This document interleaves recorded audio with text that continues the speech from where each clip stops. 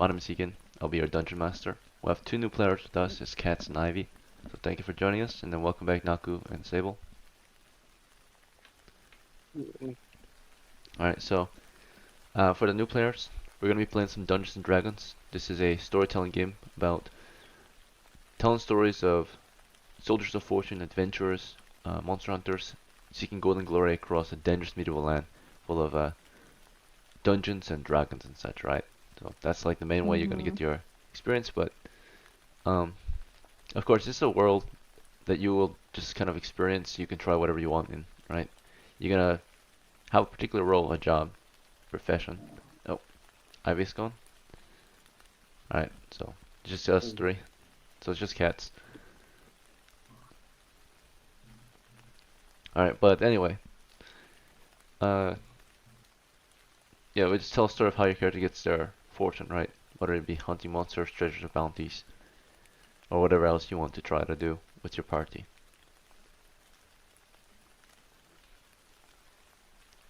So, to play it's very simple. So there's only 3 steps to playing the game. When you have a character, the game starts with the Dungeon Master setting the scene, describing the situation to you, providing you with information like what's going on in the story so far. And from there you can imagine the situation, think about it, maybe discuss it with your fellow party members. The idea is whoever you play with, your characters are like banding together with them to seek fortune together, right? Like these are your mates, your brothers in arms, right? Your comrades.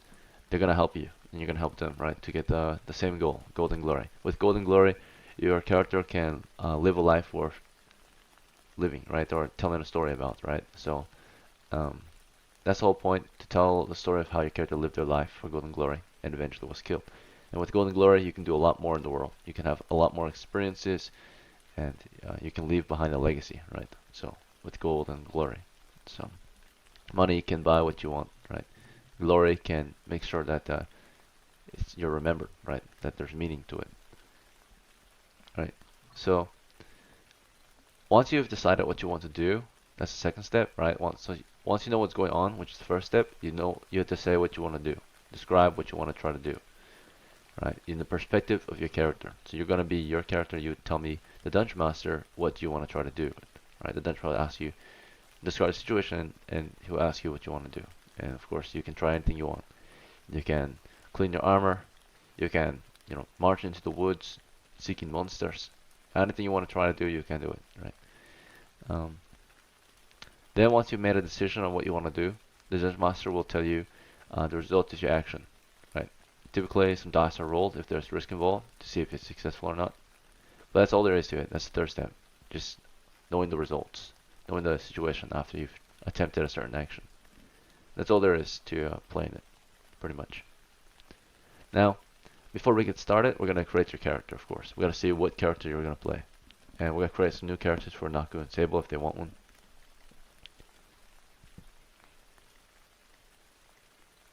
Alright, so here's a character sheet.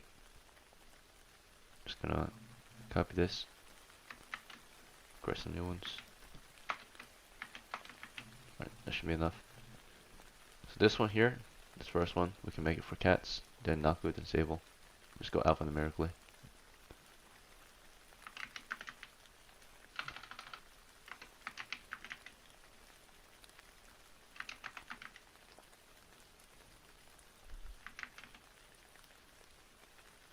Or Naku, actually, sorry.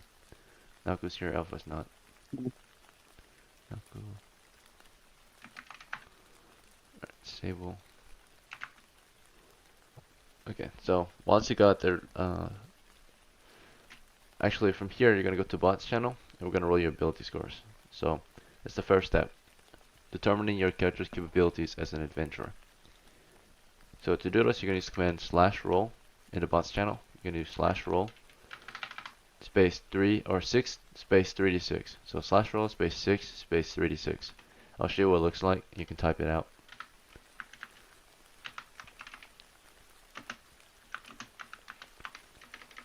Alright, so you're going to use that command. So cats, go into the bots channel and type in /roll space 6 space 3d6.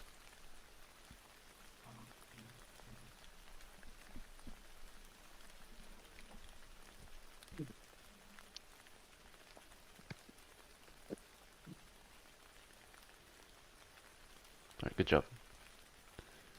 Alright, and Naku and Sable, go ahead and do so as well, if you want a new character.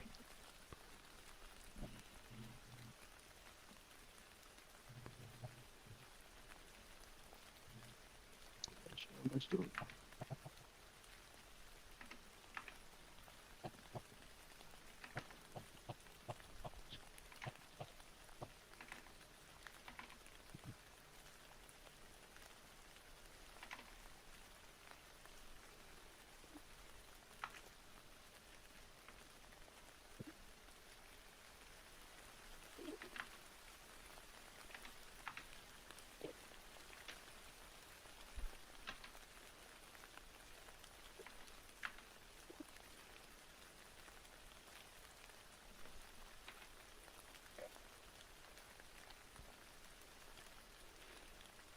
Alright, Sable, did you not want one?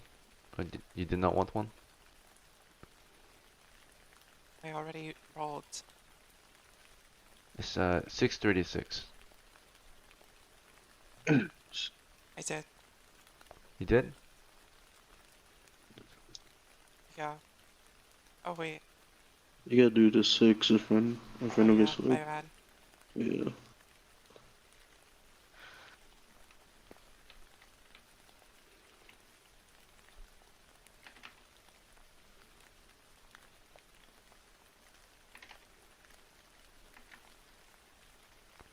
Alright, so these are a reflection of your character's capabilities as adventurers. A score of 3 to 8 is considered low, 9 to 12 is considered normal, 13 to 18 is considered high. The second step is you're going to pick your class, and based on your scores, that might help you decide what class you're going to be. Naturally, certain classes need certain abilities.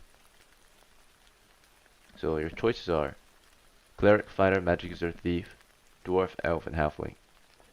The first 4 classes are all human classes, and the next 3 classes are demi-human classes. So for cats, because you're strong, you're wise, you're fast, you're tough, decently charismatic, mostly I'm going to recommend Fighter, but you can pretty much play any class with these scores.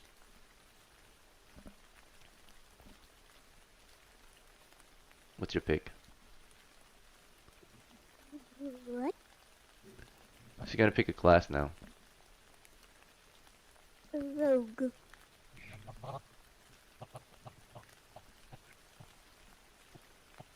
What class did you want to play? Rogue. Rogue? There's Thief. Mhm. So you can play Thief. Alright. And then Naku. Let's see. You're fast. You're somewhat strong. I recommend Thief as well. Or Fighter maybe. I'll go Fighter. About you, yeah. Alright, Sable. You gotta recommend maybe Dwarf or Magic User. Dwarf. Dwarf? Okay. Alright, hit points are next. So for hit points, for the thief, you're gonna roll a d2. So cats in the bot channel do slash roll space 1d2. For fighter and dwarf, it's 1d4. So for Naku and Sable, roll 1d4. Slash roll space 1d4. What do I do? You're gonna do slash roll space 1d2. 1 delta 2. That's not fair. I always get one. It's okay. Cool.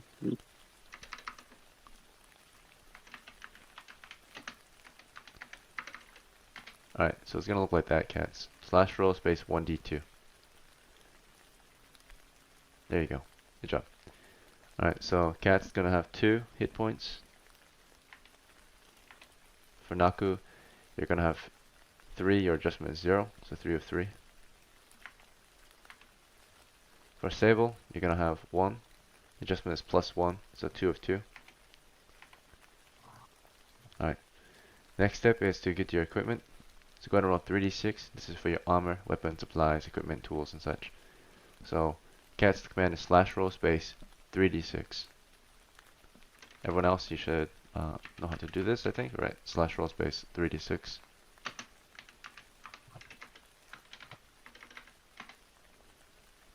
Nice, Cats. Go ahead when you're ready. Okay. Good job. You got it. Looks like you're getting a hang of it. So, Cats has scored 11, so 110 coppers. Wrong sheet. Alright. Looks like Naku, you scored 100 coppers. Yeah. And Sable, you scored 110. Alright, the next step is to purchase supplies, armor, equipment, and such. So, could grab all these notes real quick.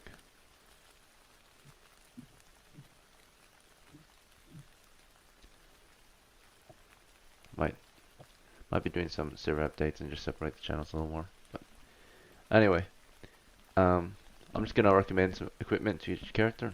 Purchase you guys what you need first. So right away, a thief here is gonna need at least some clothes, of course, right? So your clothing.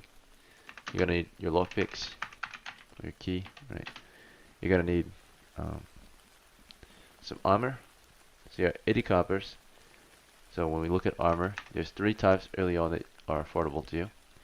Helmets, shields, and gambesons, okay? So, between those 3 options, each one is 25 coppers. Which one would you like? It's highly recommended to start with the helmet at very least, because the head is the most vital part to protect. Shield is good in melee and against arrows. Gambeson protects your body. Everything. You want all of them? Yeah. Alright. If you buy all the armor, you can afford it, but you'll have less money for weapons, supplies, and tools. Is that okay? Then Alright then. Okay. So you've got 5 left then. But you're fully armored. You've got a helmet. You've got Gambeson. You've got shield. Okay. This brings your armor class down to a 7. No, a 6. It's pretty good. Alright. The shields are very good against missiles. Typically they provide a -1 bonus as you wield them to armor class, right? And then of course, think if you block with them it's a -2, but then against arrows it's always double. So arrows would become a -2 passively, -4 if you intentionally block or stand behind a shield, right? It's almost like cover. So -4. Let's see. Okay, so aside from the shield, let's see. That's of course just a normal shield. There are heavy shields which are even better, right? Become a -8, but you can't afford it quite yet. Alright, so you've got 5 copper left. It's enough for maybe a bag, and you can probably grab some sticks and stones for your weapons. Probably gonna start you with maybe a knife then, in that case, since you, or, yeah, a knife, so you can at least defend yourself and use it as a tool. You have a 10-foot pole, so you can detect traps.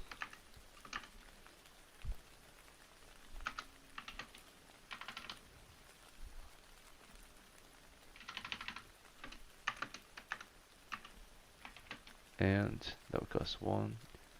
So you'd be at 2 coppers left, which you can use for a sack so you can carry treasure, if you find any. That way you can actually profit.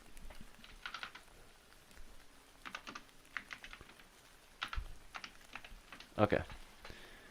So that will be your equipment for the start. You can copy this down if you want. That's your list. Naku, let's see, for you, you've got 100 coppers. First thing I recommend is some clothes, then some armor. What armor would you like? There's helmets, heavy helmets, light helmets, shields, heavy shields, light shields, gambesons, heavy gambesons, light gambesons, and of course mail, if you're interested. Hello Friska. Hi. Do you want to play with us today? I really do, but I have to go do some things. Is there going to be another session after this one? Possibly, yeah. Okay, that's all I wanted to know. Thank you! No problem. See you. Bye. Good yeah. luck, everyone. Alright, so I've got clothes for you. What armor would you like, Naku?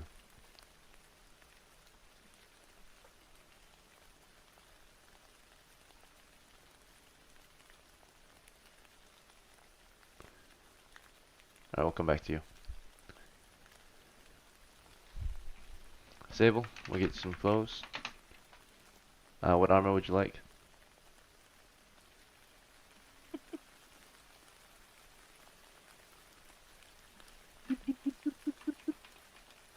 Sable, are you there?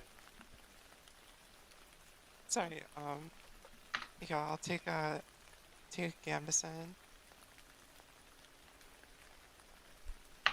And then a helmet.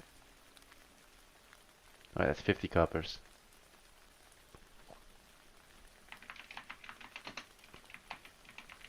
And then can I afford a club?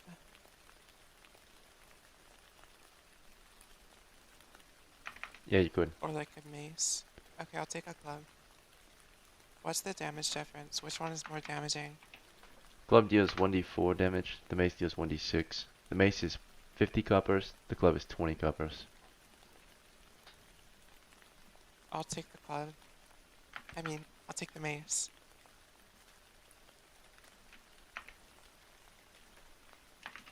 Alright, we've got 5 coppers left. How would you like to spend it? Is there anything that I can afford? You might want a tool, like a pickaxe or a hammer, a spade. I'll take a pickaxe.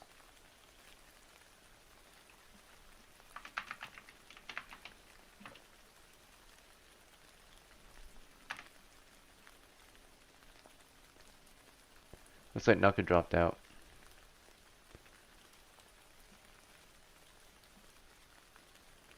Easy.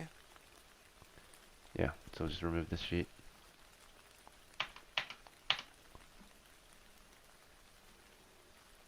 Alright, so Sable, do you want to play as your new character, or do you want to bring an old character in? You want to keep playing Polonius, or do you want to just give Polonius a break and just play this new one? I would like to keep playing as Polonius. Alright, as Polonius, do you want to invite any retainers, like Nathan? I'll invite Nathan and this new retainer. Okay. Grab their sheets real quick. We'll do equipment purchases since we're already on that part of prep. So let's see.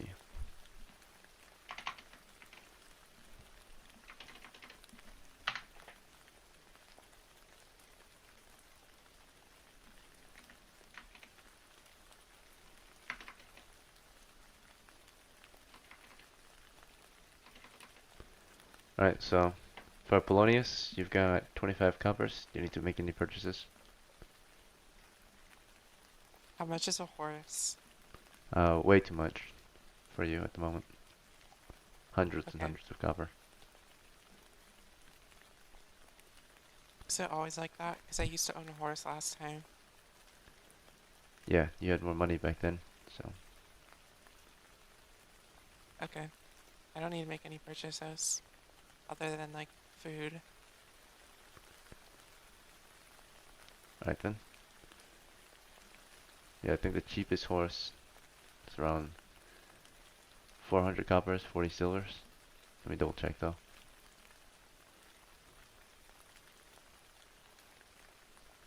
It's also known as 4 gold pieces.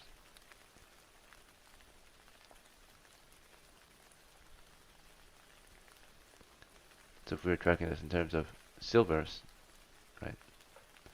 You had a lot of silvers, then yeah, it would be affordable. 40 silvers. Yeah, the cheapest horse is the Roundsea for 4 gold. So, 400 coppers. And then you also need the equipment to ride it. Alright, it's too late. We're not gonna wait for any newcomers or late joins because it's gonna take longer to just get them prepped. So, we cut our Yeah, my losses bad. and we'll try our best with what we've got. So, if you got nothing else to purchase, Perhaps I will recommend you might purchase food for this group, so they have something to eat. The food from Nathan last week spoiled, or was eaten. Yeah, I'll purchase some food. Okay, 30 pounds, good for you. Sounds Nathan's fine. can carry it. Okay. You have 15 copper left.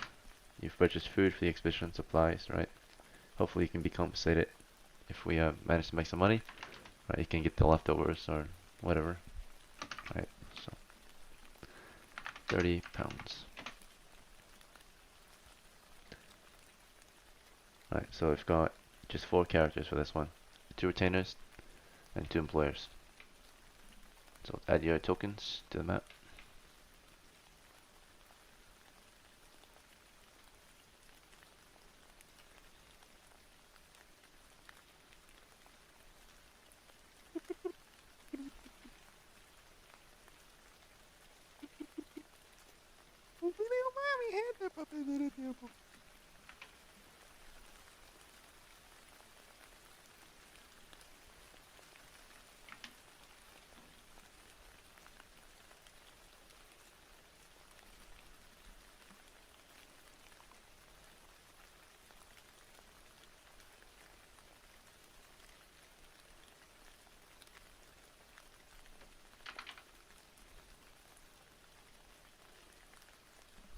Okay, so we got...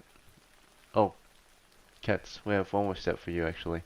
What? So you gotta pick a name for your character. Bean dip. You said Bingit? Yeah. No, no, no. Bean dip. Bean dip. How to spell it? Um. I don't know. I think they're saying bean dip. Yeah. Bean dip. Uh, Yeah, You gotta have like, to- you know, like the vegetable beans and then they dip. yeah. You could be a bean, but Okay. yeah, you'll need a real name. So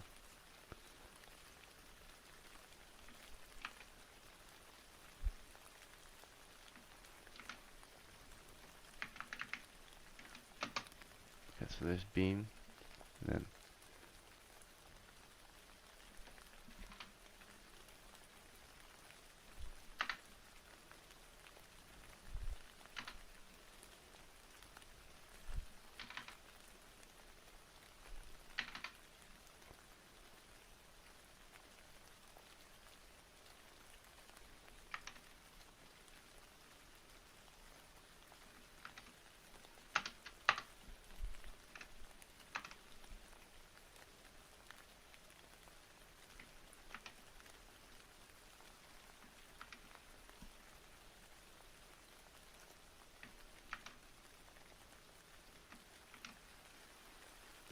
Sable, what do you want to name your new one? Did you want to have an old school name, or did you want to pick it? I'll take an old school name. Mind if I just roll it for you, just to speed it up? Yeah, that's fine.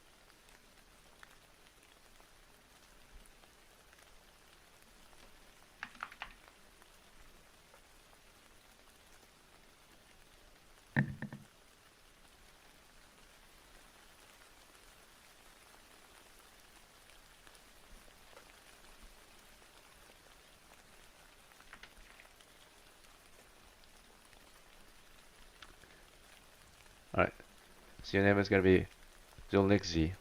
Alright, so Zolnixzi. For the dwarf. Zolnixzi, Dwarven Veteran.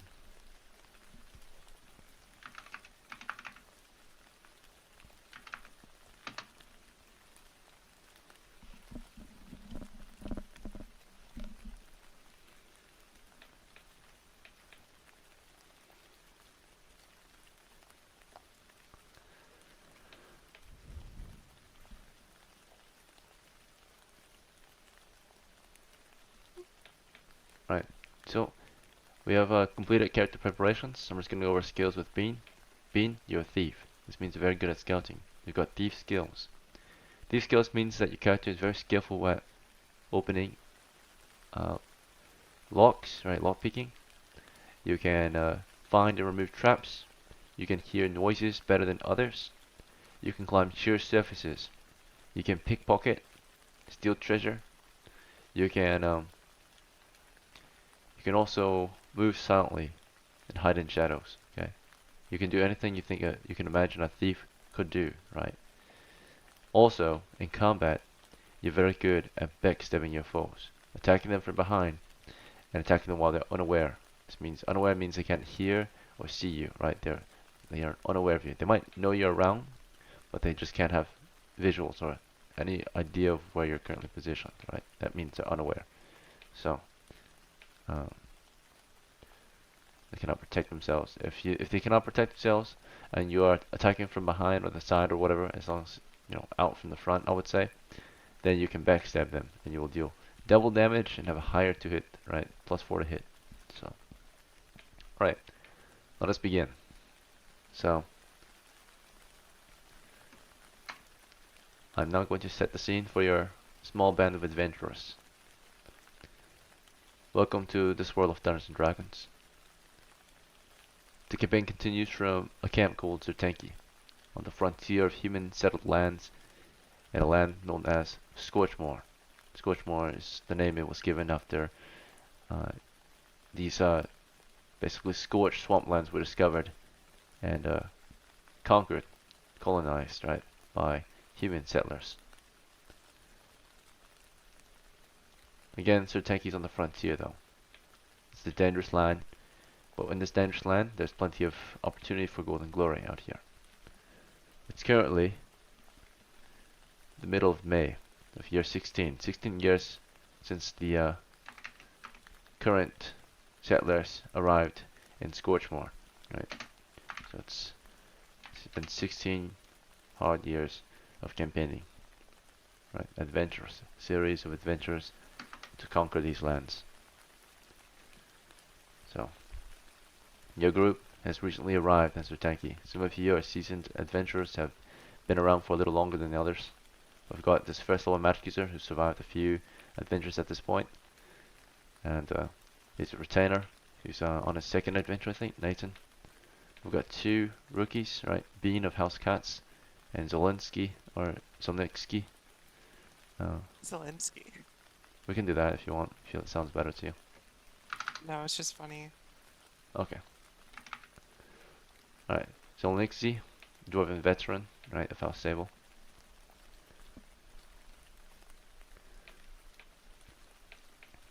Alright. So, the party's here at Zertanki. And what's brought us together is, of course, adventure. An opportunity, a task that might give us a chance to get some golden glory. Of course, whether you accept this task or not is truly up to your party, right? Up to each and every member of this crew. Has to be on board. If you guys are not all on board, you can't really work as a team, right? So, but to find out what you've got going on, we're gonna have one of you roll a d10 for your task this week. What kind of a hook you've got. So, Cats, since you're new, I'll let you roll it, if that's fine with you. You're gonna go into the bots channel, you're gonna do /roll space 1d10. Okay.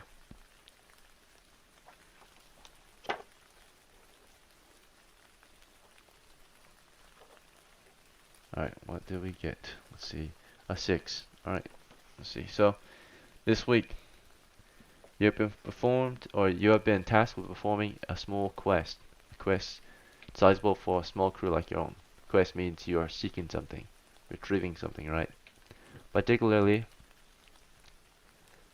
you are seeking something from the mountains this week. If you're willing to dare step into those mountainous hills, what is sought after, particularly, is any remains you can find of a band of mercenaries who marched west of here. They marched into the west, planning to, of course, try to conquer those mountains, fight the orcs, but they never did return. It's believed that they were lost in those mountains and were killed. All that your employer has asked of you, which is a mercenary captain, is you seek out what might have happened to them. Particularly, he wants to know if they're still at their siege camp. The siege camp is supposed to be found just outside of the mountain. The mountains are about 6 miles, or sorry, about 8 miles west of here, but at the edge of the mountains, just below the mountains, so at the end of the plains, around here, right, if you look at my map here, you should be able to find a siege camp built along a river flowing through the plains, right? They use the river as a sort of barrier, right? So of course, between the mountains and this river is, or after the mountains and the river is the siege camp. They use the river as sort of a defense against the mountains, if that makes sense. So once you get to that river, you can either follow it upstream or downstream to find the siege camp. They just want to know if they're still there, right? So your quest is to go there, find out if they're still there. Particularly, they want to see if you can retrieve the treasury that they had. Whatever treasury you find there, the captain is willing to, this captain of a small band of mercenaries, right, is willing to let you have 90% of it if they keep 10, right? The thing is, the treasury has a key. So they have a key, a spare key here at their camp. And you can try to, of course, keep it all for yourself. But they say that the chest is locked, so if you fail to lockpick it, you could injure yourself terribly, right? So bring the chest back to Sertenki and you'll get 90% of the spoils, right? They'll keep 10. Make sense? Oh, and Kat has deserted. Yeah, we lost a member. So basically, I just have to go. But like, I have to steal their treasure. You have to go to their siege camp, the small siege camp they built as they tried to venture into those mountains, right? But they never did come back. They never reported back to the mercenary company, so the mercenary company thinks they're dead. And he wants you to go check on the siege camp. If it's done for, loot whatever you want, but they want the treasury, right? Which is stored in a trapped, locked chest. Carry it back to Sertenki. You get to keep 90% of the spoils, right? After they unlock it.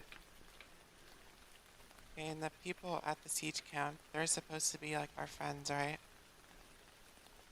At that siege camp? No, they're just another mercenary company.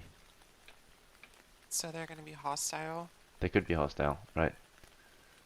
Depending on what you tell them, right? Or how you interact with them. But this mercenary company is, the mercenary group that went out, the party that went out, is part of this mercenary company. Okay. So you know I like running away from dangerous situations. So is there any way besides a horse that I could prepare myself to run away if I need to? Being lightweight, light footman, helps a lot. Horses are expensive. He doesn't know how much treasure they have, but if you were to give a rough estimate, it's about maybe 10 gold worth of treasure in their small chests, right, out in those mountains, unless they found more. But it should be about 10 gold worth of treasure, so you get to keep 1 gold. Or not 1 gold, you'll get to keep 9 gold worth of treasure, 900 coppers, which is enough to afford a horse, fully equipped. Okay. I'll take this mission. Alright, all you gotta do is find out if the camp is out there. Loot it for whatever you want, but most importantly, get that treasure chest back, right? It was gonna be used to store any spoils that they found in the mountains. So, they never came back though. The mercenary party that went out to the west failed. Right, they just never reported back to Sertenki. Right, so you accepted the task. There's no Yes. contract you have to sign, nothing like that. It's more like an open opportunity. They told you about it, whether you want to try to go out there and dishonor the little offer they've made you, right? You can. There's no hard feelings, naturally, because anyone could have stolen that chest by now, right? But if you do decide to work with them, they'll be grateful. They'll unlock it for you and let you keep 90% of the spoils, right? So it's a win-win if you work with them, right? And then if you don't work with them, nothing to lose but your lives, right? If you don't manage to get the treasure and unlock it properly. So, alright. Let us set out then to the west. After a night of thinking, your retainers, you can ask for their thoughts, but their opinions don't really matter as much as another employer, right? They have half shares, so you have a greater share than them. they don't really have any say of what we do, right? They can leave your group, that's about it, just like all the others. So, but they don't seem like they're gonna leave you, not quite yet. So, they seem on board with this plan. They would like treasure too. Seems simple enough, right? So, Yeah. in that case, in the morning, after some breakfast, what would you like to eat for breakfast? Do you want to cook food, or do you want to go to the homeless shelter to eat? What would you like to eat? Let's go to the temple and try to get some of their food. Okay, so if you go to the temple this morning, you've got to join for morning prayers then. Is that fine? Of course. You pray to God this morning with all the other villagers that visit the temple this morning. There are different hours of the day in which you can come and do morning prayers. This is just the first prayers of the day. It's the earliest one, so that people can, of course, get off to work earlier. Or it's not really the earliest one. There's an earlier one that starts around 4 a.m. But that's only for like night crews or like really early people, I suppose, right? So let's see. This one starts at 7 o'clock, so it takes you about an hour to wash up, grab your equipment. You may manage to get to the temple on time at around 0700 when prayers begin. At 0730 prayers end, and of course they eat their small breakfast or whatever they can spare. They also collect tithes here if you can pay, right? They ask, it's optional. It's donations of 1 copper per person if you can afford it. Helps, of course, keep the temple running and afford all the food they can get. So, copper or more if you can afford it is the tithes or the tax here. Do you want to pay I'll anything? do 3. You pay them 3? Yeah, I'll do 3 coppers, 1 per Right. person.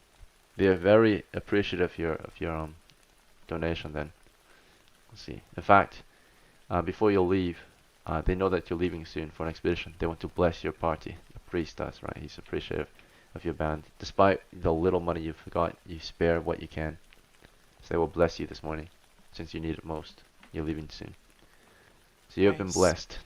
Do you want to receive the blessing, or shall someone else receive it? It's 1 blessing. I will receive the blessing. Okay. So now that you're blessed, this lasts for an hour. So if you get into a battle within the next hour, you'll be blessed. In battle, of course, you have a +1 to attack in melee and damage rolls, and of course morale for your men, for those who are near you.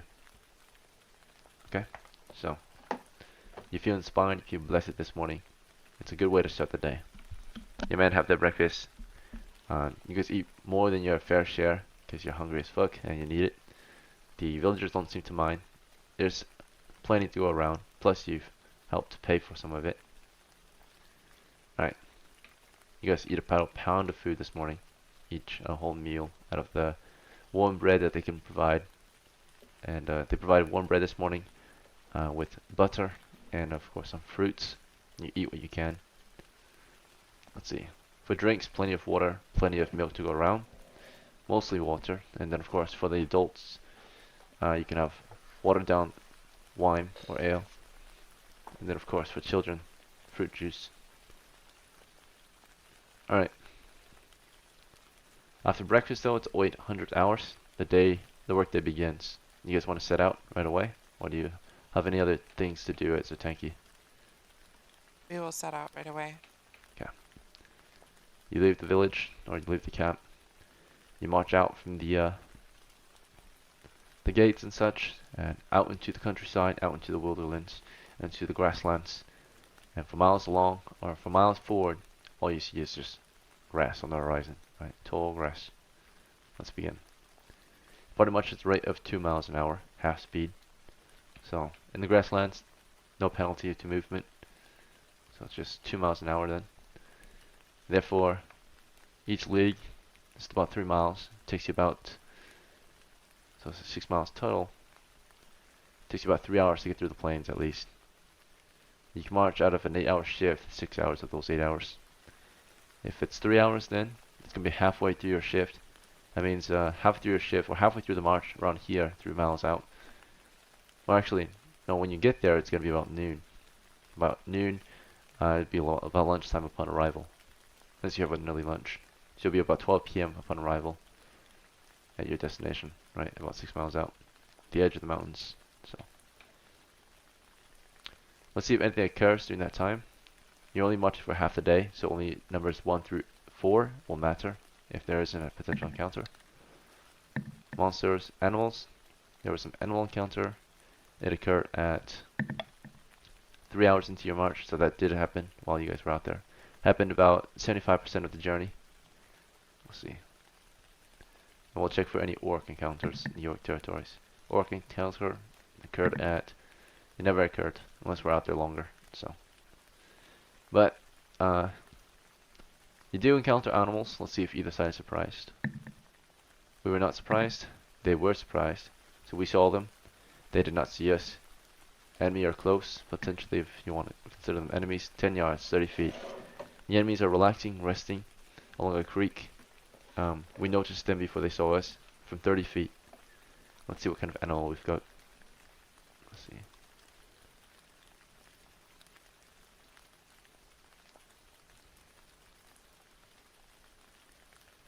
Alright, we're in the grasslands. We've got animals. I'm just gonna roll a d12.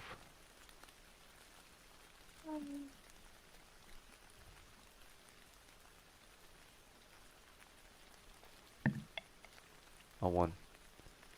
Alright, wild boar.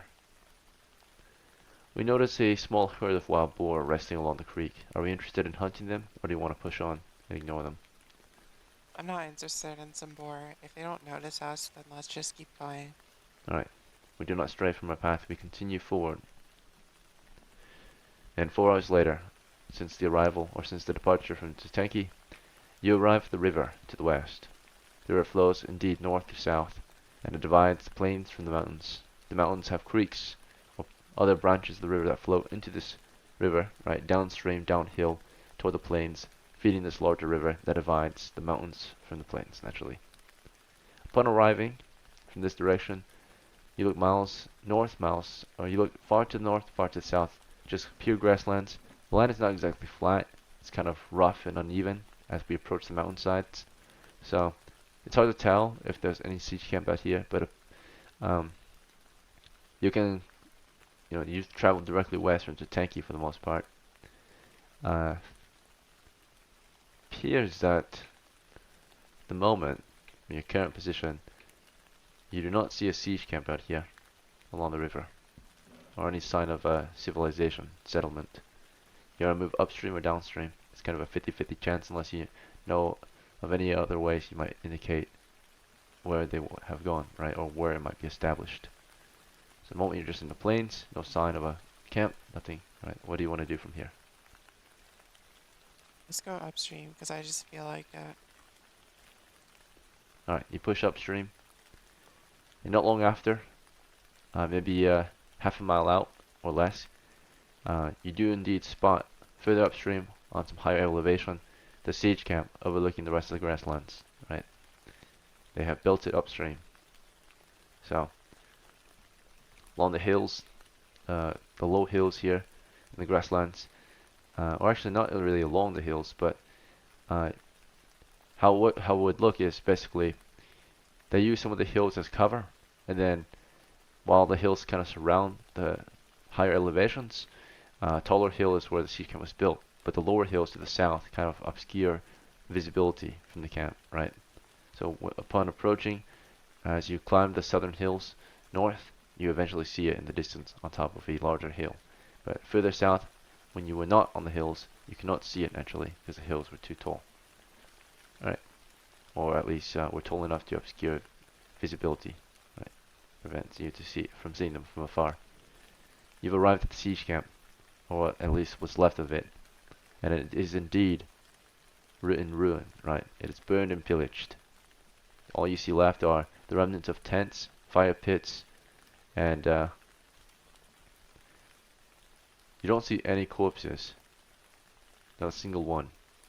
Just a burnt and pillaged siege camp. Right. Let me show you what it consists of.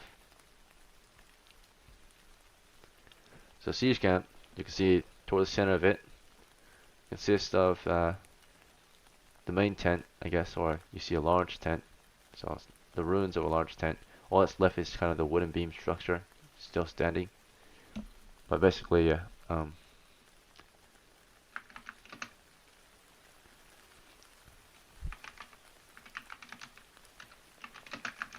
At the center, you see what looks like might be the captain's tent of that mercenary company, the largest tent there.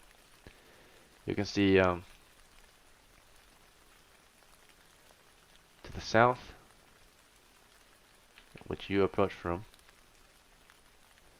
So the sea camp is how it looks is it's completely surrounded by a ditch, right, or a moat, just a small kind of trench, right? So it's completely surrounded, and then there are outposts built around it as well, like little like dugouts or pillboxes, right? So I'll mark these on the map too. So we've got outposts,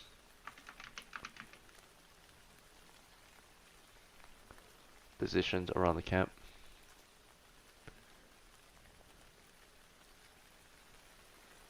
Got one here. Got one here. One here. One here.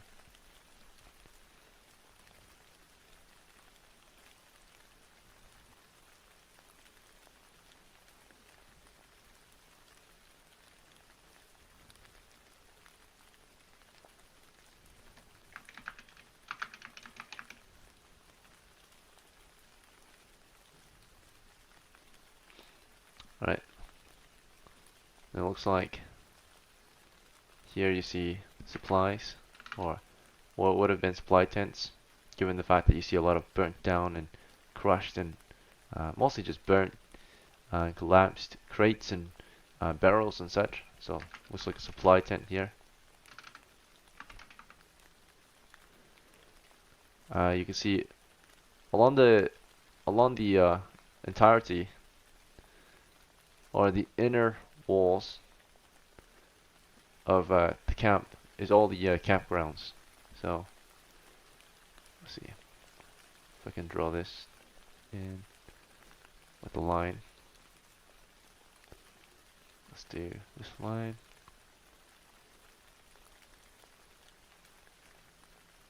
So showing up. Okay, let's see.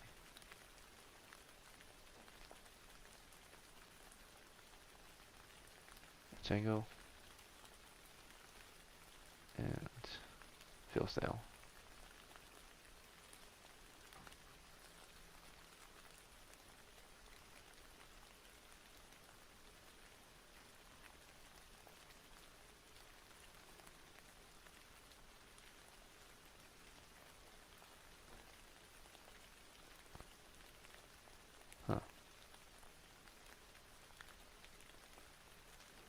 Alright, so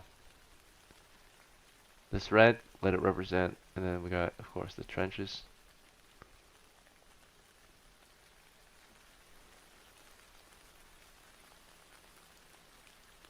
But this red line, the inner one, represents the campgrounds. So all the tents that might have been used to house the troops, it's campgrounds. This, of course, are the trenches.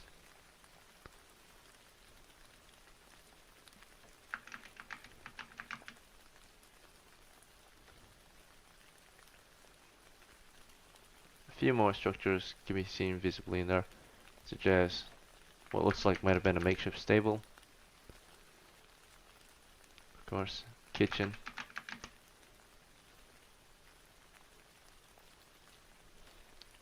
Mess.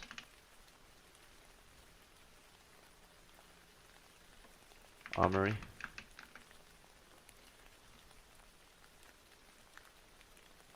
And let's see. I think they would also have the supply. Oh yeah.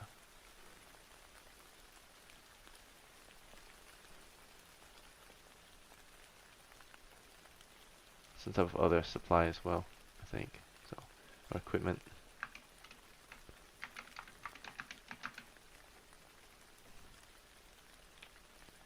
Alright, so that's what it kind of looks like.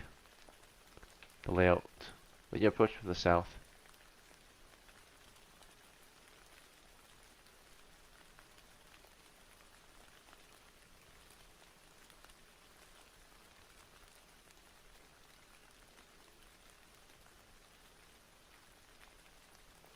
It's in bold, makes it bold. There we go. It's easy to see, hopefully. Um, is that easier to see? I think it is. Okay. Alright, so here's your party. You approach from the south. You can see an outpost somewhat here. Right, it's collapsed. Doesn't seem like anyone's here. The only entrance seems to be onto the east. Right. You can try to climb into the trenches and up the hill, up to the outpost, but there are wooden stakes in the way too. That might, be hazardous, or at least slow your movement down. Would you like to enter from the east, or a different way? Is there an entrance to the west? That's the most defended area, right? Okay, let's go from the east then. Naturally, the mountains are to the west, the rivers to the west. They would have the most outposts along the west. They have no outposts along the east, pretty much. Just the entrance with basically a tower here, or a gatehouse tower. Right, so I've got this kind of wooden wall on the eastern side with a set of double doors. They're wide open. In fact, they're battered and wide open unless they're forced in, right? So this place has been ransacked, destroyed. You cross a bridge that spans the moat with a trench, and then of course you enter the camp. You pass through the housing along the inner walls, right? Along the walls, the edges of the campgrounds. The first area you see is the supply area. All these kind of collapsed and burnt barrels and kegs, crates and baskets and such. Would you like to check this area out, or do you want to just push forward? Let's go. Let's check this area out. Right, so you're now standing with the ruins of the supply tent, right? The tent itself is not really visible, right? It's burnt, collapsed. Some wooden beams, like toward the center, toward the corners, might be left, planted in the earth, right? But everything else here is burnt and destroyed. You see about a dozen or so barrels. Half of them are just obliterated, the other half are just burnt and destroyed. You see about half a dozen crates. You see about 3 dozen burnt up, baskets. You see about 6 dozen various bags just burnt and destroyed, spoiled, like sacks, bags, and packs, mostly sacks. Sacks of grain, sacks of, powders, just all destroyed, right? Just spoiled and wet, moldy. Nothing really of use here. What do you want to, is there anything you want to look for, or do you at the supply tent now that you've made some basic observations? I want to go to the stable. Alright, not much left here either. It looks like a makeshift stable made of wooden beams and such.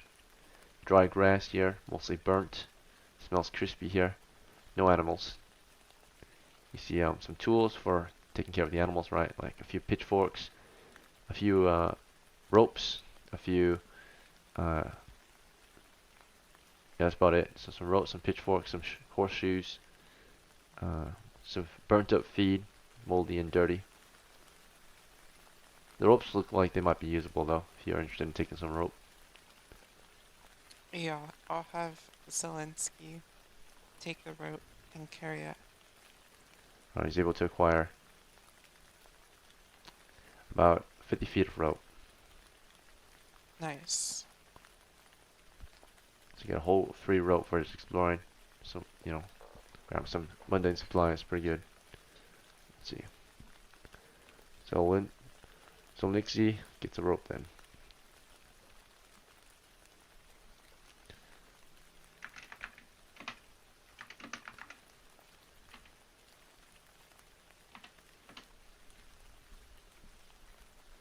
There's some tools if you're interested, but 3 pitchforks, 1 shovel, and 2 hammers.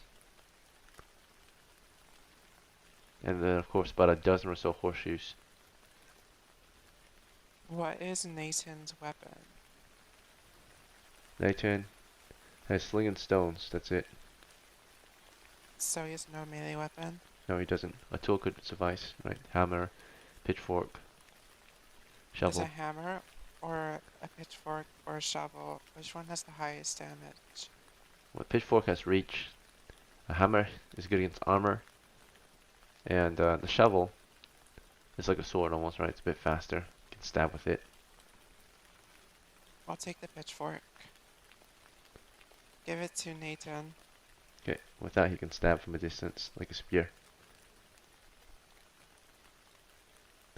Alright, he slings a pitchfork over himself. He just picks up some strings and like ties a loop around it. Some loose thread on the floor from burnt up ropes. Alright, he got himself a pitchfork slung over himself.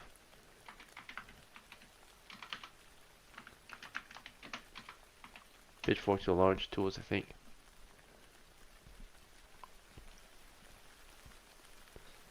Alright, how would you like to continue from here? To the captain's tent. You approach what looks like might have been the captain's tent, a long structure. You see the wooden beams that might support the burnt up cloth, most of it on the floor at this point. Nothing, of course, above. You just see the wooden beams, the skeleton of what would have been a tent. Parts of it have already collapsed, but some of the stronger beams remain standing. Within the captain's tent, you'll see the round table, a small round table with a few stools around it. You'll see a desk at the far end, a desk at the far end. You'll see a long table, so small table along the east side, long table in the center, and then a desk at the west.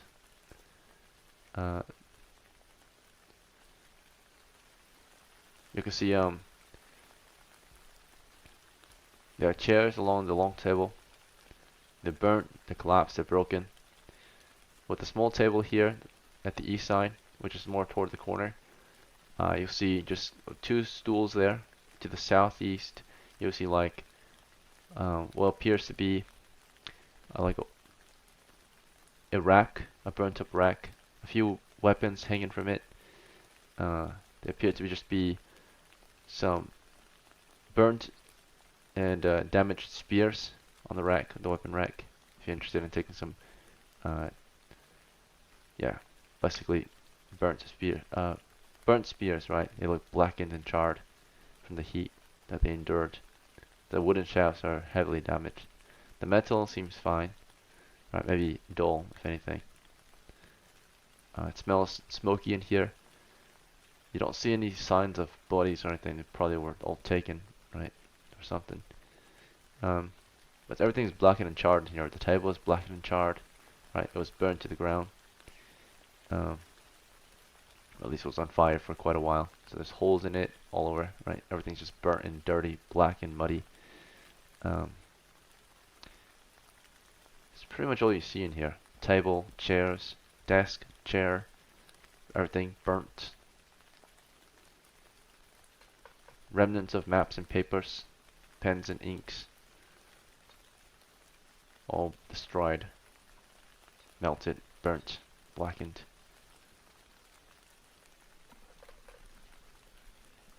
Is there anything you want to do in the captain's tent? Do any of my characters have like a bag?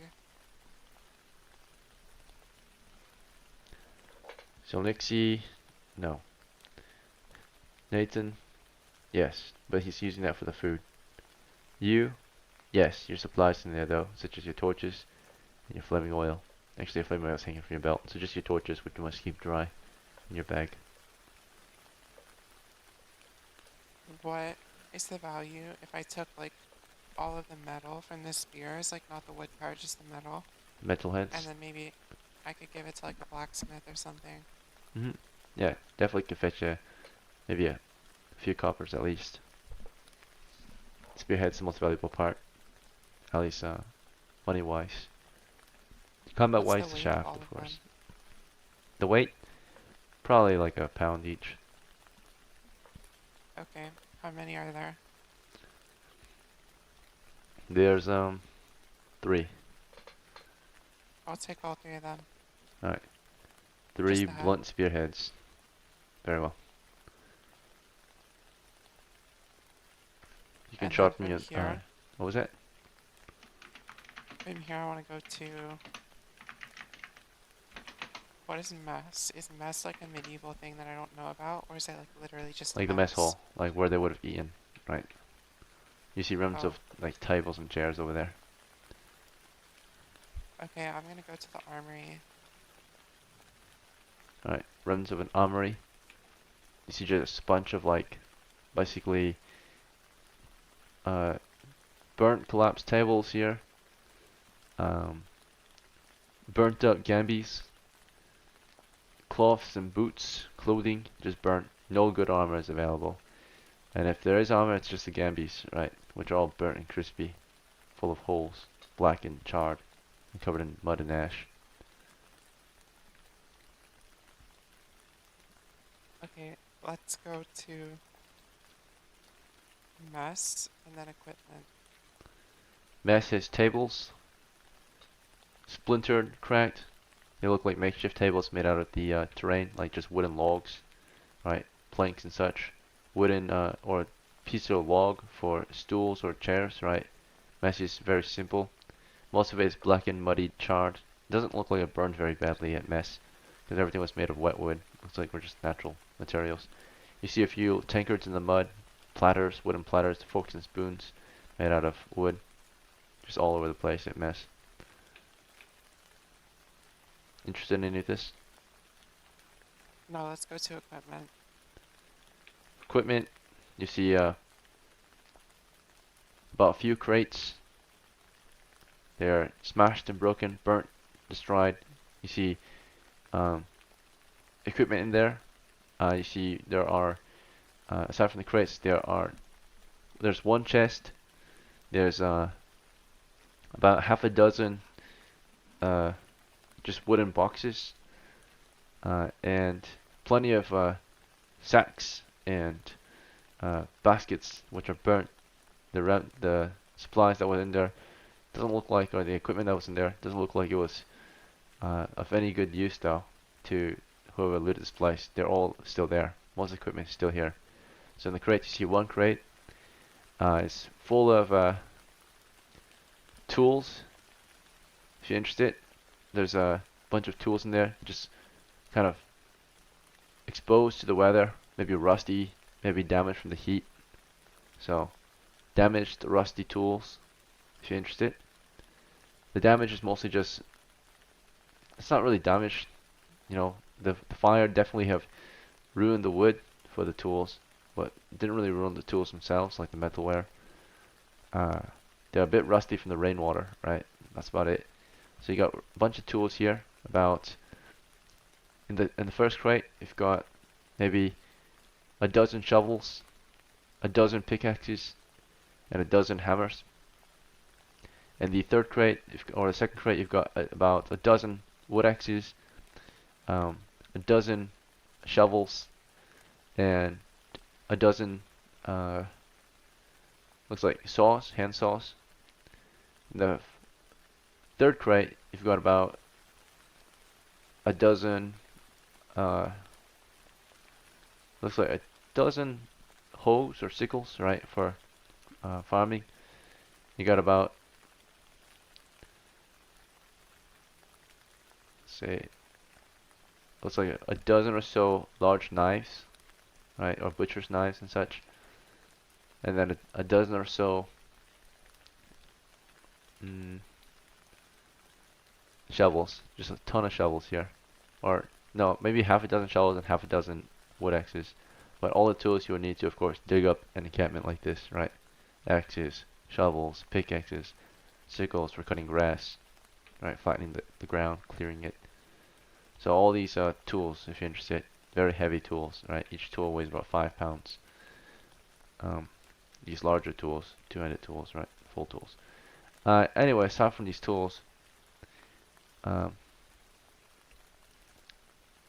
so these are large tools, by the way. Most tools, so there are small tools which are like the size of your hand for like very small situations, right? There's normal size tools which are maybe the size of your arm, and then there are large tools which are maybe the size of your leg, right? So for like two-handed use. So these are all large tools for the most part, meant for like two-handed use, right? Heavy duty work. So large tools, large hammers, large pickaxes. There are normal pickaxes, there are small pickaxes, and there are large pickaxes. Right. So normal size tools I say weigh around 3 pounds actually. Small weigh around 1 pound. And of course heavy ones like these weigh around 5 pounds. These are heavy duty tools. Alright. Aside from that, there are plenty of other materials in here, equipment wise. You see, there's a chest, it's open, all that's in there are more valuable equipments, like lanterns you see, about 3 lanterns in there. You see tinder boxes, you see anything that needs to be dried are in there, right? In the sacks and such, you see like smaller components like stakes, wooden large stakes, small stakes for like hammering nails. You see spikes, small spikes and large spikes. These are made of iron. You see, yeah, there's just tons of different components if you're interested for building a siege camp. Do you want any of it? Nothing was really looted because, yeah, it's just normal equipment. So if the chest is open, then I don't know where I'm supposed to like find this treasure. If there's no like treasure in sight. So No visible I'm gonna treasure go here. to like, yeah, because I checked all the locations already and there's no treasure. Indeed. So I'm gonna go to those metal tools and I'm gonna take as many of the metal tool heads as I can. You want to take them off? It's going to take a while to remove. You need a tool to remove the tools, I guess, or sever the heads. What kind of tool would I need for that? Probably an axe to hack the pieces off, right? But even then, it would prove kind of.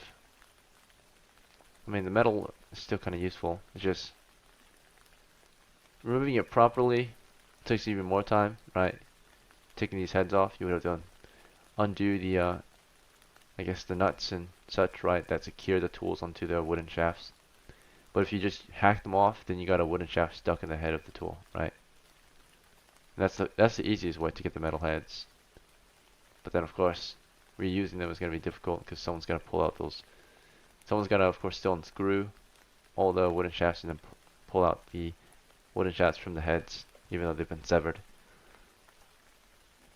Make sense? Yeah, so you said there was like a handsaw, right? Yeah. Use that. And I just like saw the metal part off as close as I can. Just get it done pretty quickly, and if there's like a little bit of wood left, that's fine. But just use the saw to like cut off most of the wood. Alright. So the saw is working pretty good. These are hand saws. So they're actually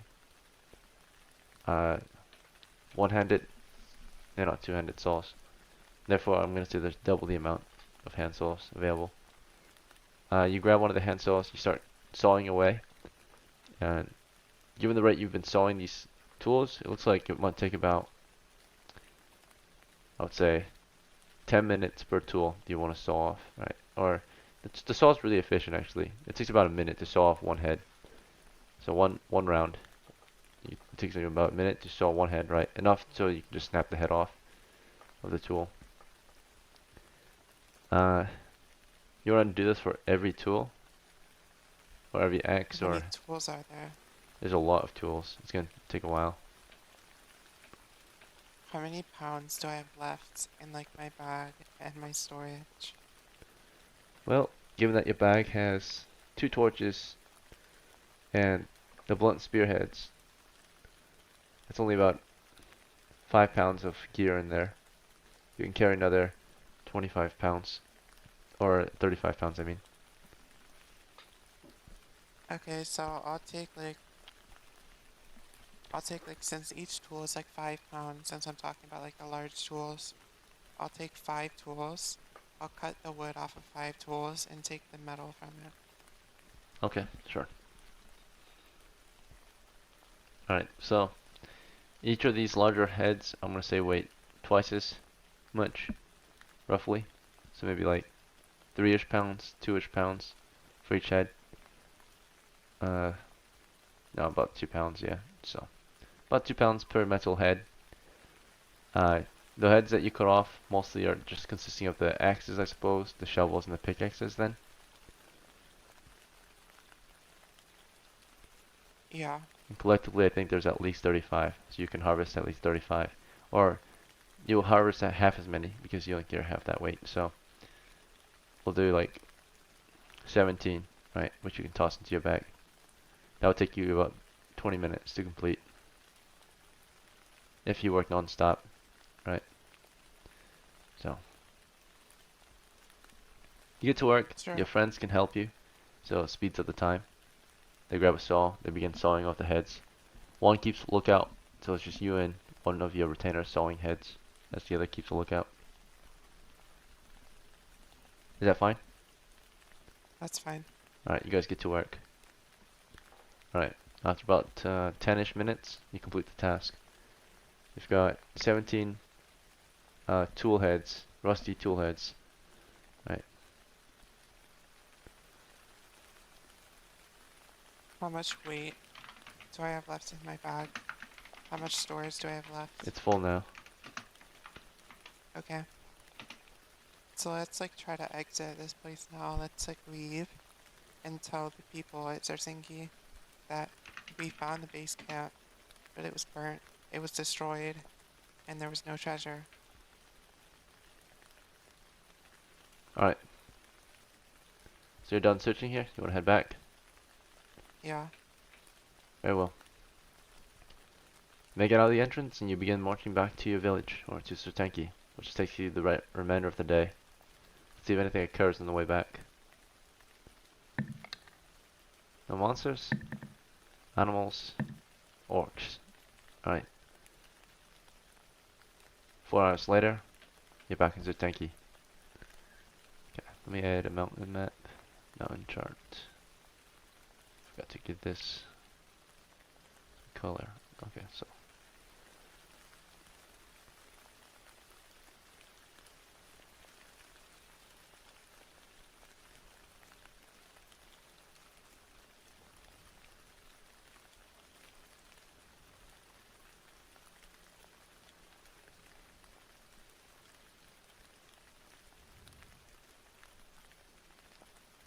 Alright, marching back. Nothing occurs on the way home. You make it back by 4 p.m., the end of the workday. And you visit the mercenary company at their camp, their base camp. You turn in, or you report that, of course, treasure wasn't found. But you did find all these tool heads and all that. Like I said, thanks for trying. You know, maybe it was looted, maybe they hid it. Not sure. But now they know of course, the fate of their party, right? That they were indeed pillaged. Okay, so Okay. I suppose you got tool heads to sell. We'll try to barter for these. Or do you want to barter, or do you want to just take the best price? I want to take the best price. Best average price it is. So, in that case, for your blunt spearheads, let's say you sharpen them before you sell them, at least so that you can make a little more profit. You'll get, let's say, 1 silver per blunt spearhead, or actually, because you're selling it at half, so 1.5 total is what you get for the spearheads. So 15 coppers for the spearheads. Is that a deal, or do you want to haggle? 15 coppers for each spearhead or total? Total 15 for 5 each, right? 5 cups each. Tell him to make it 6. Alright, so you start to haggle, right? So you say, in that case, if you want to haggle, he puts the price down at 2 for each spearhead. You say 6, right? Let's see his reaction. Much says nope. It's gonna be 2. Otherwise, I'm not gonna buy him, right? You wanna lower your price to 5? Sure, I'll lower my price to 5. Alright. He says,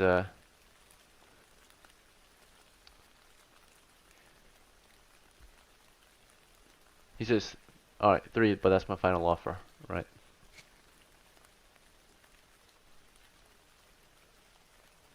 What would happen? What would happen if I took one of the spearheads and like shoved it in its mouth? You wanna try it? No, thank you. That was just an intrusive thought. Mm-hmm. Yeah, I'll sell them for his best price, whatever, like 3 per spearhead. Alright, so Whatever, you only get whatever. 9 then. Okay.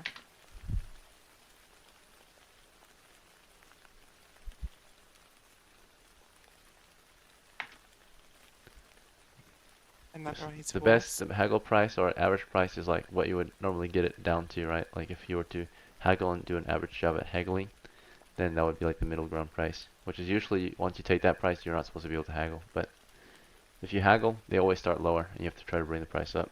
So give them reasons to buy it for more. Okay. Because they're trying to make profit. They're not trying to make or sell, or they're not trying to buy equipment. They're trying to sell.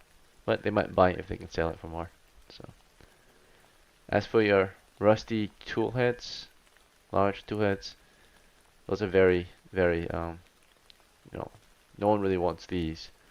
It's painted to actually refurbish them, right? They've got to first, of course, unscrew all the wood. Then they can have to, tweezer and pull out all the wooden shafts. Then they have to derust the tools. Then they have to replace the shafts with the tools. So no one really wants to buy your rusty tool heads. You want to try to haggle with someone? The average price of the rusty tool heads is 0 at the moment. No one's willing to buy it. Unless you can convince them, right? Or refurbish them yourself. Okay. I will be. Can I just like melt them down? You don't have a one block? workstation for that. Okay. You need to buy In or that craft case- a, forge. So How much is a forge? to buy one is very expensive, right? So you'll have to talk to a craftsman, right, or someone to make it for you usually. You can't just outright buy one unless you talk to the blacksmith and offer tons of money to buy his livelihood away from him, right? So a forge is pretty expensive. You can try to craft one too, like a makeshift one, but they don't really work too well and they're very dangerous. Okay, I'll just haggle with someone. Alright, so it's up to you though. If you really want to try to craft one, we can discuss it, or if you really want to try to buy a forge, you can try, but they're really expensive, right? So, which you only have about Okay, 12 I'll really peppers. try to craft one. I'll try to want- craft it then. You want to craft one? Alright. So, most forges, of course, require high heat. So you have to create some type of furnace that can, of course, melt this metal down into kind of a lesser material, right? That you can maybe reuse for something else. So, scrap metal, right? We'll see. What materials do you want to gather to create your forge? I want to gather bricks. I want to gather bricks, and I want to gather a little bit of wood. Alright, in the countryside, you can definitely find stones. Bricks are a little hard to come by. It's made of clay and such, and it's better for heat, of course, and all that. But, yeah, bricks, you might find clay. You'll have to melt the clay down, or burn the clay. Right, it's a whole other, you'll also need a furnace for that. So, you can definitely find stones to build a furnace out of stone, somehow. As for wood, plenty of wood out here, I suppose, right? You're in the open plains, but there are still trees, it's lightly forested. You have trees and forests to the north of you too. A lot of forestation or forestry occurs to the north, logging and such. Okay, I'll try to get a stone and some wood, and if it's possible, let's try to get some clay. Alright, well, you visit some rivers trying to find clay. And out here in the swamplands, in the forest and such, clay is a pretty common material, especially to the south where the swamp is. So you have those resources available to you. It's just a matter of time to collect it. So say you're at your camp, base camp with your men.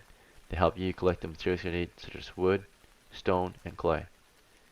Now you have to build some type of furnace, right? You have the wood to create fuel and a fire. You have the stone to pile and maybe create a furnace, right? How would you build a furnace? What would it look like out of the stone?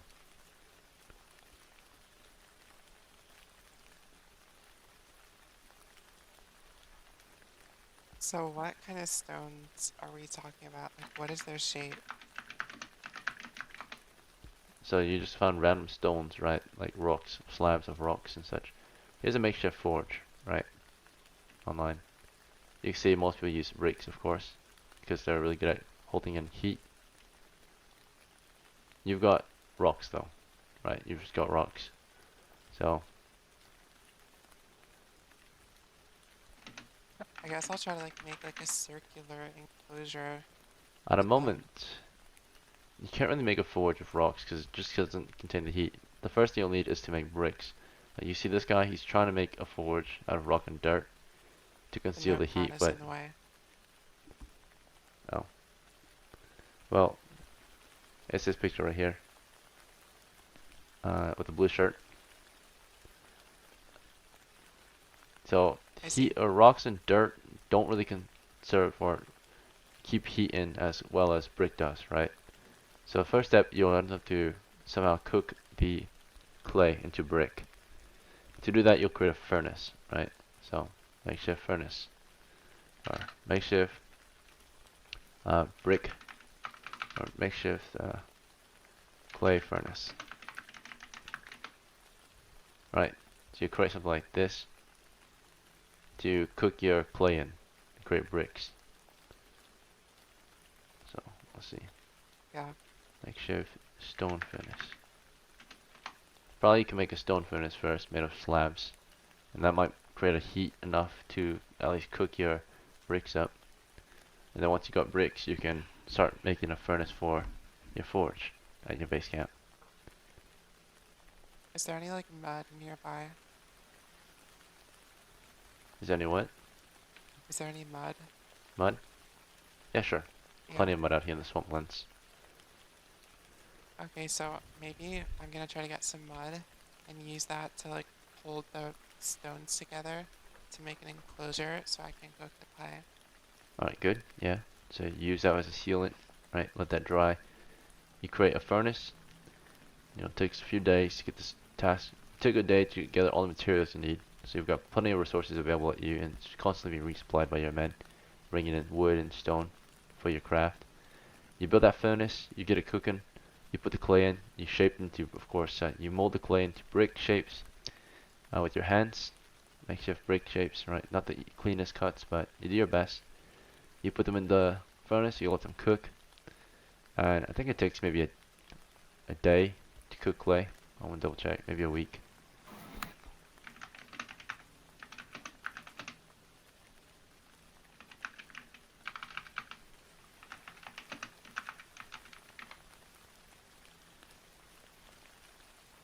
Yep, it takes about maybe a day or two to cook the bricks.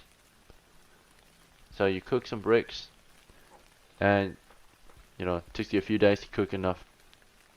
Or it takes you a few days to cook just like a stack of bricks. So you might take about a whole week of cooking bricks. Gives you about maybe 2 stacks of bricks. And with that, you create a small furnace. And that small furnace, of course, once you create it, get it to a high enough heat. With the bricks, you got yourself a little forge going. You start putting in as much charcoal in there and wood you can, right, to fuel it, get it that high temperature.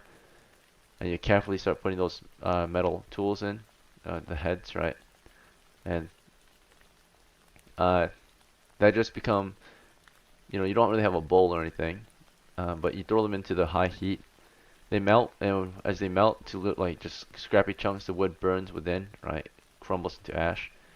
Um, Once they're all cooled down and your forge is cooled, you've got these chunky, kind of dirty pieces of metal, right? Mixed with ash and dirt and such. You can remelt them down, of course, but at least you've removed the wood at this point, right? So now they're just kind of like these nasty pieces of impure, scrappy metal. And then to clean them, of course, you'll have to remelt them in a bowl or something to separate the impurities, right? You don't really have the tools to separate the metal from its impurities or anything, right? The proper tools. But you've got these really scrappy, dirty pieces of metal if you want now, right? So, So what I want to do is I want to take more clay. If I need to get more, that's fine. Or if I already have enough, I want to take more clay and try to make like a huge like mold, like a big piece of clay that has like a rectangular indent in it, so I can yeah, make like one big rectangular bar of this metal. okay. So I And can then just like pour it in there, and then it'll be like in the shape of a bar, like all of it combined. typically to clean the metal, you're gonna need a bowl first, right? And of course you would put the metal in there, let it melt, and then you would take a spoon, of course, to separate if the impurities sink, you just have to, of course, scoop all the metal, the delicious metal out of the hot pot. If and you can make a pot from your, of course, your other furnace, right? Make a clay pot for this. But anyway, you need to separate that metal first because it's really dirty, right? If you put it in that shaped, if you make a clay, of course, like cast out of the clay you've got, so you can, of course, put the metal in to like bar shapes. Your metal is gonna be very dirty. So do you still want to clean it, or do you want to just have impure metal, right? Dirty metal? I'll take the clay and I'll just make like a bowl shape instead. Like with my hands, I'll just make like a big like Big half bowl. circle bowl, Yeah. so I can like separate it. All right. This takes days, right? So you create a bowl again. You get that shape. The largest bowl you can make that would fit in your clay furnace. So you make that in your stone furnace, and then your clay furnace you can just keep. You can make maybe 2 bowls then, right? You can use the clay furnace to create a bowl. You can use the stone furnace to create a bowl too. You get 2 bowls, right? Going or cooked. Let them cool, and then of course from there you put as many heads in there, or not heads, but scrap metal in there. And then of course after you put the scrap metal in there, you put the bowl in, right? 1 bowl fits in that furnace, the super hot one. You let it melt the metal, and you can use the other bowl to put. So you have the dirty bowl, right? And then you separate the metal from there and put it in the clean bowl. And once all the clean bowl is full of the clean metal, and you got all the contaminants in the dirty bowl still, you just let that cool. Clean out the dirty bowl, set it to the side, have the clean metal bowl, and that's ready for casting, right? So you create your cast, your metal bar shaped cast with clay, and then eventually put that in the clay furnace, pour your clean metal in there after it's been heated to a high enough temperature. You put it in the cast, let that freeze or cool down, and you've got yourself ingots, right? Iron ingots. So Yummy. it's not the most professionally made. It's makeshift iron ingots, but it's no longer as dirty as it was before, right? So just these kind of cooled down iron ingots, pounds of it, about 17 pounds. Actually a little less than that because it's almost lost to the impurities and such, right? I'll say with your crafting skill, knowing what to do, such, you're not a professional, so about maybe half of it was lost to just dripping it or contaminants, and that's pretty realistic in real life, right? So a lot of it is going to be lost to waste, whatever. So you get about, instead of 17, it's going to be about, I'll say, 9-ish pounds of metal, a little more than you should have gotten, right? Maybe 8, I'll give you 9. So 8.5 would be correct, but I'll give you 9, rounded up. So you get 9. So you get 9 pounds of iron. It's not the purest iron, but it's iron for sure. So let's see.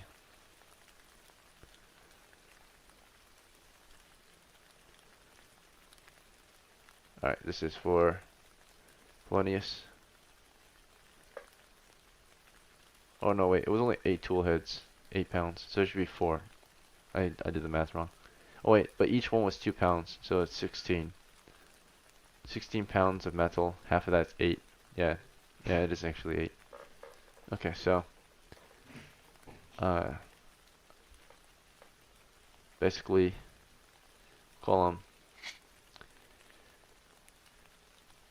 makeshift iron ingots. Right, weighing about a total of 8 pounds. Oh, we'll just, yeah.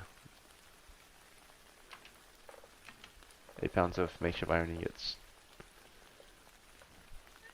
Alright, is that good with you? You can go resell it in It's good. town. Yeah. Alright. Iron at its purest form. Well, kind of its purest form, not the most pure, but mostly pure. Let's see. You want to sell it to, who would you like to sell it to? Different buyers have different prices. I like to sell it to the blacksmith. Alright, you want to go straight to the smithy and sell it? Or you want to go to like a blacksmith stall in the markets where they sell? The forge might buy raw resources, but they usually buy it in bulk, right? I want to go to the blacksmith stall. Stall? Alright, so where they sell, you know, metal wares. So you visit the metalware stall, one of them at least. This one's selling pans and knives and such, kitchen utensils. And you show them your 8 pounds of iron ingots that you've cooked. He looks at them, they look kind of dirty, they look kind of, they don't look, you know, the prettiest, but they are iron. He has a look and says, he'll buy each one from you for, say, you buy each pound for a copper. So you 1 copper for each pound. That's a pretty fair deal. Because most tools around, at least most normal tools are around 5 coppers, but that's with, you know, the tool being fully crafted, all the materials, wooden shaft, right? So fully crafted tool is around 5 coppers. This is just a pure raw piece of iron, right? It does 1 copper per pound. Yeah. I'll take that deal. Alright, you get 8 copper for all these iron ingots. Cool. You're at 20 coppers now. Made a profit of 8 coppers. Alright, and it's been like weeks since you last did this, and I will have to tell you, another party would have done the same task as you, and would have come back with the treasure chest. You would hear about it, right? So naturally, treasure is usually buried. So it's probably buried in the captain's tent is what you heard. So if you searched a little harder, you would have found it. Let's see. But another crew found the treasure chest after you hear about the rumors, right? They came back with the treasure chest, they got 90% of the spoils.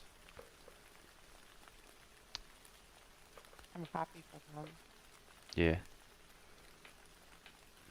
Alright. But at least you completed your adventure, right? So you got a little bit of profit from it and no one died. Yeah. Did you want to pay any of your men some of the spoils that you acquired from all the hard work you guys put in? Yeah, how much did I make in total? It was like 8 coppers. Also for the food you guys had just ate at the homeless shelter every day. So to not cause any trouble. So you ate. That's how you guys were fed and you just lived under the stars. Worked really hard for 8 coppers. 3 men. Let's see. I'll give them each 2 copper. Alright, you're at 16. Nathan has 2 now. And Zolan, Zolnixi has 2.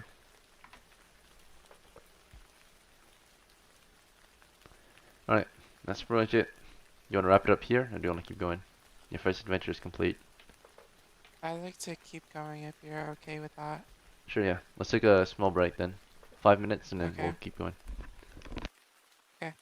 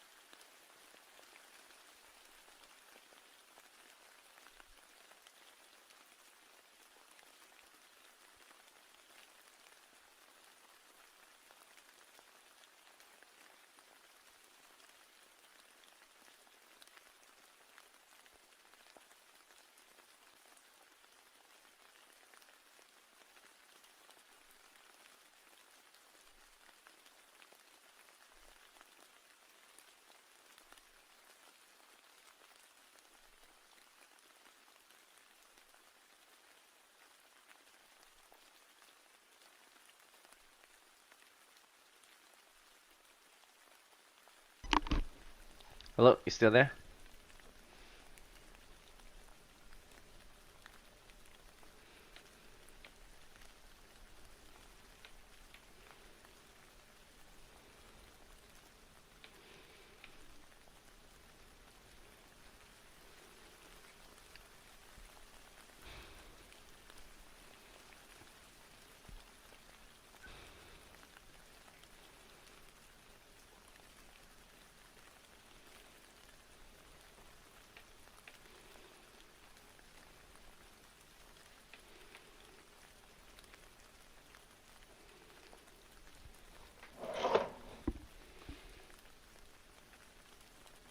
Hi, Hello. Welcome back. welcome back. Thank you.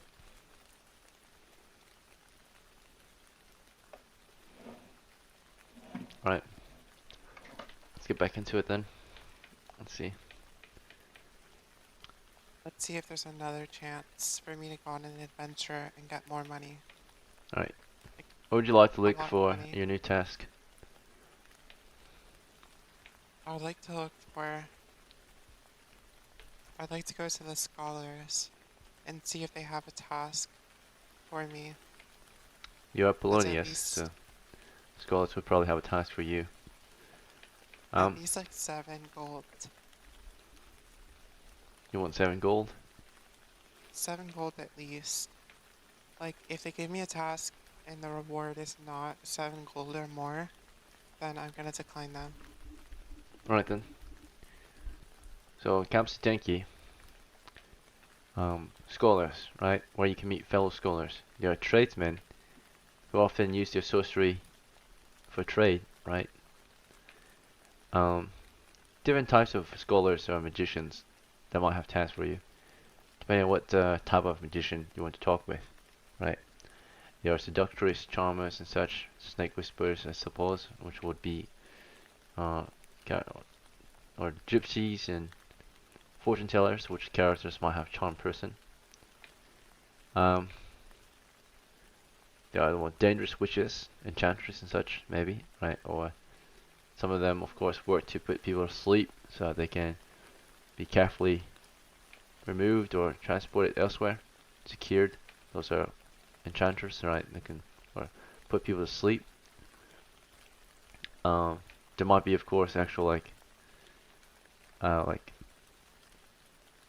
guardsmen who are mages, right? They might have magic missile. Probably won't have tasks for you except if you want to go fight. You got what the spells you've got. That determines what kind of sorcerer you are. You got floating discs, so you have like telekinesis, right? So psychic, so to speak, right? You can lift weights, very heavy weights. You've got some relations to the construction, right?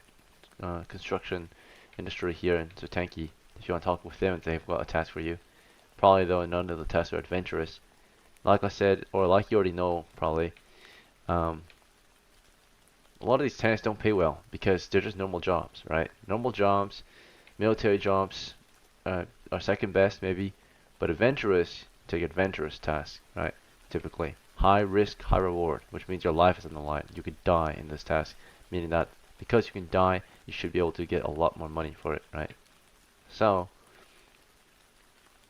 of course, if you're feeling a bit risky, you can always try a trip here to Castle Nevastur and take tasks from those who are associated with Castle Nevastur, right?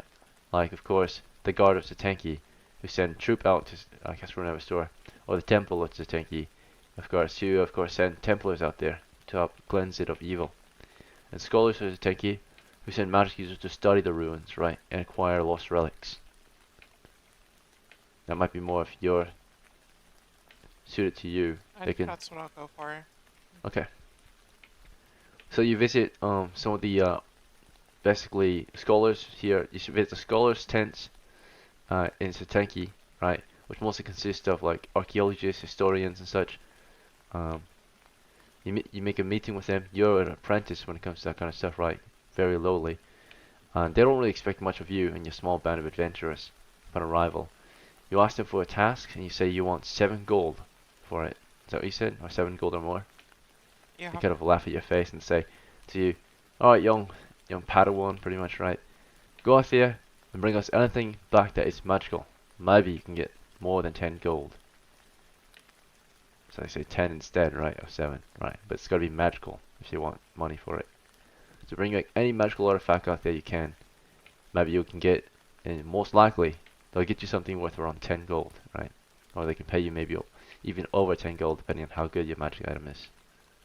So you've already got not really a contract, or you just got an opportunity offered to you, right? Whether you take it on or not is up to you. But they don't hold you, they don't tie you down to any contract or anything. They just give you free will, right? Bring any magic item back to us scholars, right? And we'll pay you for it. Yeah, I'll do it. I'll try it. Okay. Do you want to take on any other task, or do you just want to set out on your own with your crew in search of magic items? The spell that helps most with finding magic items is Detect Magic, which you don't have anyone in your crew with that power. See, Nathan has read languages, so you can commune with monsters, which might give you an opportunity to talk with monsters and they see if they know where any magical artifacts might be found. Magic Missile is good for combat if you're fighting against magical monsters, or any kind of monster in general. And for you, of course, you've got Floating Disc. You can help haul the bodies of your mates out, treasure out, and other kind of weights or heavy obstacles within the dungeon, right? Shall we visit Castle Nevastur for the first time in a long, long time? No one has been there for a while. Yeah, At least let's do no it. adventurers that we've played have been there, but NPCs have been there, of course. Northwest. Through Northwest, the grassy plains a long way. grassy plains. Okay, so we'll go to the west then. Northwest is the swamps. Yeah, like to the west and then to the north. Alright, so we'll go into the plains here. It's about 3 miles to get to this position, and about 4 miles to get to this one. Each grid represents 3 miles. So we're here. This is 1, 2, 3 right here. So we are going to be traveling the next day, of course, because currently 5 p.m. The workday is over, and Nathan and so next year hoping to get released for, of course, liberty, right, or for the day's work, because they've worked really hard for you all day, right? Or actually no, this is like days later actually. So this morning, fresh in the morning, week later, pretty much, a whole new expedition. So a second adventure, I suppose. Because it's a second adventure, I'll see if anyone else in the chat wants to join us, since we're about to set out soon. You have a task, basically a brand new adventure, another session, right? We'll see if any other players want to join for this one. And maybe they might, because you have a pretty good offer at hand. Any magic item you find out there that is valuable, right? They offer you the potential to get 10 or more gold, right? See, lots of gold for good magic items, right? Where are you getting these players from too? Like it's so funny because like the players that you invite are like embryos, like egg yolks, like they're so young. Yeah, I don't know. They just are always random. Sometimes they're super old, sometimes super young, and rarely they stick around. So I just post my ad everywhere I can. So and then random people might take the offer. I also go to the VCs, see if any other gaming chats want to join us. Alright. How about this? In that case, so we're gonna start another session pretty much. Let's take a break. We'll start another session in about 30 minutes. This will give me some time to grab some other players. Okay. Alright, I'll see you in 30. I look forward to meeting the new players.